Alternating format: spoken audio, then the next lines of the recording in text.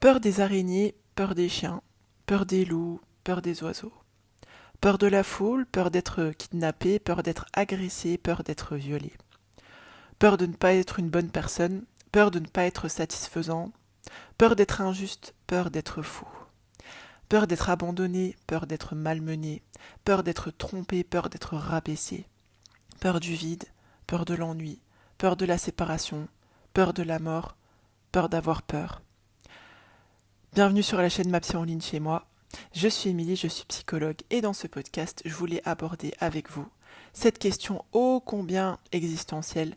Pourquoi avons-nous des peurs? Bien sûr, je l'aborderai sous le prisme de la psychologie et j'espère que ce podcast vous sera profitable. D'ailleurs, n'hésitez pas à me laisser un petit pouce levé et à partager avec nous en commentaire dans une intimité toute somme relative. Qu'est-ce qui vous fait peur et pourquoi? La gestion des peurs, c'est une problématique qui est extrêmement abordée en accompagnement. Il y a énormément, en fait, on a tous des peurs. C'est humain en fait d'avoir peur. Après, ce qui va définir en fait le niveau d'intrusivité, si je puis dire, de la peur, c'est justement comment ça va vous empêcher de vivre votre vie. Est-ce que ça va vous priver de vivre des expériences? Est-ce que ça va vous gêner dans votre quotidien? Est-ce que ça va aller jusque de l'angoisse? Est-ce que physiquement, en fait, ça va vous toucher? Sans plus tarder, je vais vous donner des petites pistes sur pourquoi justement avons-nous des peurs, au-delà du fait que, comme je vous disais, dans l'absolu, c'est normal d'avoir des peurs, on est comme ça en fait. Vous tomberez jamais, si vous pensez qu'il y a des gens qui n'ont peur de rien, eh bien c'est faux. Tout le monde appréhende des situations. Donc déjà, il faut pouvoir désamorcer cette fausse croyance de dire qu'il y a des peureux et il y a des gens qui sont moins peureux. Il y a juste des gens qui ont des peurs qui sont plus ou moins intrusives et des peurs qui sont plus ou moins, comment dirais-je, tempérées qui sont plus ou moins possibles de tempérer par le raisonnement, par la situation, etc. Alors déjà, première piste, mon avis est que souvent, derrière les peurs, les peurs en fait traduisent des insécurités ou une instabilité. Souvent, les peurs sont liées au vécu. C'est le cas normalement des peurs, on va dire, d'origine traumatique. Vous avez vécu un divorce difficile, ensuite vous avez peur de la séparation. Vous avez été abandonné par un de vos parents ou par vos parents quand vous étiez enfant, vous allez avoir cette peur d'être abandonné par la suite. Après, ça peut être des abandons réels, on va dire physiques, je peux dire ça comme ça parce qu'ils sont tous réels. Des abandons physiques, c'est-à-dire que vous avez été laissé chez une grand-mère, chez un parent ou quoi.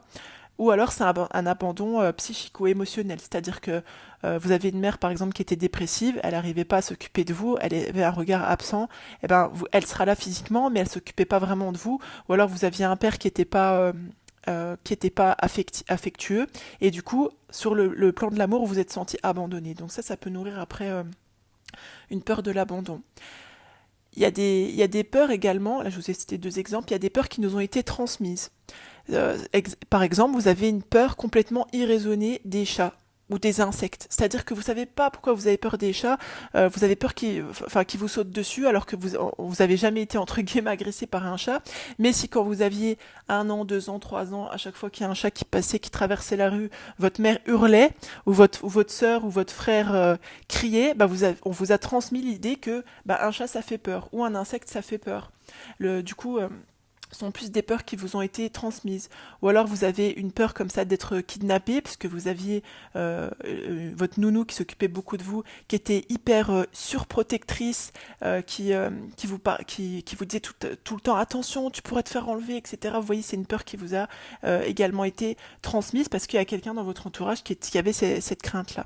Il y a des peurs aussi qui sont liées au présent quand notamment vous avez des besoins qui ne sont pas satisfaits. Admettons que vous avez un conjoint ou une conjointe qui fait pas attention à vous, qui respecte pas vos besoins, qui respecte pas vos émotions, et du coup vous avez cette crainte d'être trompé parce que votre conjoint est jamais là. Et du coup vous vous dites, ben s'il n'est pas investi avec moi, il doit être investi avec quelqu'un d'autre. Du coup vous développez comme ça des craintes, des peurs, parce que le contexte en fait nourrit cette peur-là. Vous avez peur d'être abaissé parce que ben toujours vous avez par exemple un de vos parents qui vous rabaisse constamment, toujours, même en tant qu'adulte, et du coup vous êtes toujours à l'affût d'une personne qui va vous dire quelque chose de travers, ou vous allez vite vous sentir rabaissé, pas forcément à bon escient, si je peux dire ça comme ça, mais vous allez toujours dans ce truc de veille, si je peux dire ça comme ça, quelqu'un qui pourrait vous rabaisser, vous manquer de respect, parce que vous avez peur qu'on vous manque de respect.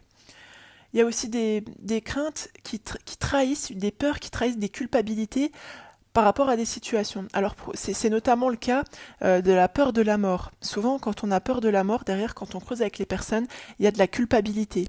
Et elles ont peur de mourir et comment dirais-je, soit de laisser une personne, d'abandonner quelqu'un, donc elles vont avoir la peur par exemple c'est le cas quand on a la peur de mourir, souvent quand on a des enfants, on nourrit après cette peur de mourir, ou alors quand on est croyant et que par exemple on se reproche, on pratique une religion, on se reproche par exemple de pas faire la prière ou de pas faire telle chose, tel acte d'adoration, etc.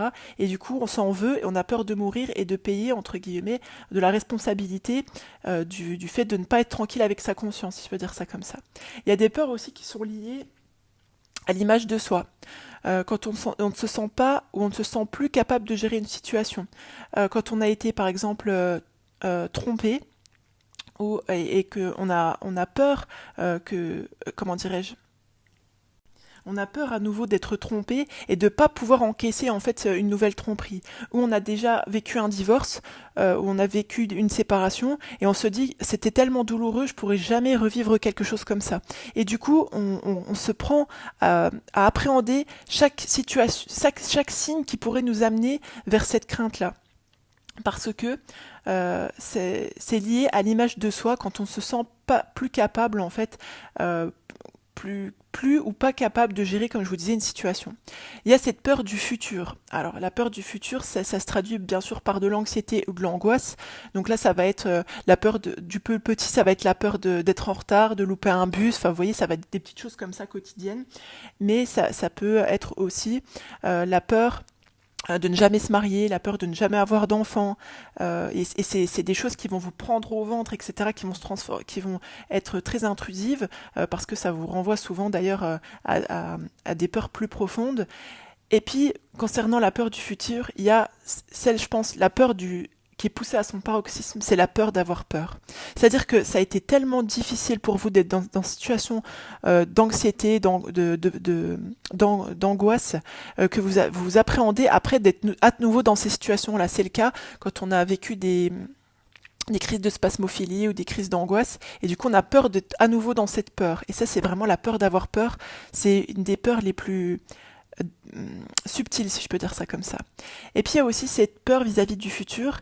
C'est un peu en fait comment dirais-je, la peur qui nous fait tellement être emprisonnés dans notre esprit qu'on on estime même plus, on se permet même plus de se dire qu'on peut vivre des trucs cool en fait dans le futur. C'est la peur d'avoir peur, mais poussée encore une fois à son paroxysme. Mais c'est vraiment la peur de ne plus vivre des choses positives. C'est l'idée de penser que ça y est, on est enfermé dans des trucs négatifs, et c'est la peur de vivre en fait quelque part. Et c'est une des plus grosses peurs, si je peux dire ça comme ça, une des peurs les plus intrusives. Alors après vous avoir fait ce début, si je peux dire ça comme ça, parce que ça fait un petit moment que je parle, concernant voilà tous les types de peurs et qu'est-ce qu'elles trahissent, je veux surtout, et c'est l'avantage de ce podcast, vous donner des conseils. Mon premier conseil, alors qui va peut-être vous sembler bateau, mais c'est l'idée de ne plus subir vos peurs. N'acceptez plus vos peurs comme quelque chose, des choses qui font partie de vous. Cherchez à les comprendre, cherchez à sortir de la peur, à la regarder, de vous dire ok, ça vient d'où ?